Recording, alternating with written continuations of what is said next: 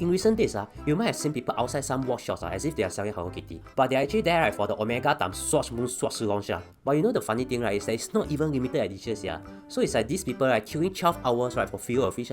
So why this becomes such a big hoo-ha that even a fat cat like me have to talk about it? Well, because I got nothing else to talk about. If not, I talk about Sengkang GRC meh. I still need my BTO. So here's what you need to know about the Omega times Swatch Moon Swatch simplified for you. Turn on the CC if you don't understand my essence, you idiot.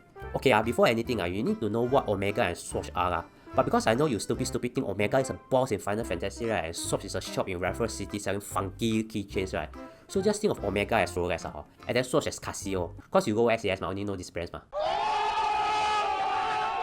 Now, imagine Casio has a collaboration with Rolex to come up with a hybrid version of a Rolex model. You know Rolex got many 91, but you blur cause you don't even dare to walk into a Rolex shop. So I put an example. This one is a Rolex Oyster Prada 9.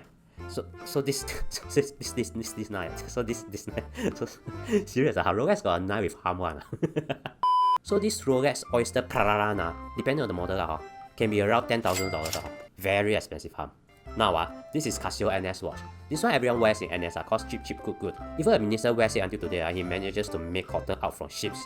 This one, you can get it for less than $15. And if you atas, you can even add a protector. Now imagine Casio suddenly say that they collaborate with Rolex to create a watch called the Rolex x Casio NS Harm watch. I ask you, you'll buy or not? No, right, cause you thought that it's going to cost $10,000. But what if I tell you that it just costs $15? This means you can actually go outfield in Rolex. Shocking, right? So this is what happened. Imagine Swatch is Casio and then Omega is Rolex. They suddenly announced this a few days before its launch, then of course this happened. And it's not just in Singapore, it's worldwide. Because common sense will tell you that this will be limited edition, then you can resell them in Carousell for a high price even if you think that Omega is a boss in Final Fantasy. But here's the joke, on the day of the release, Swatch say that it's not limited edition and more will actually be available in the coming weeks. Those bodo. Hopefully they don't watch this video. Bodo. Then again, don't blame them.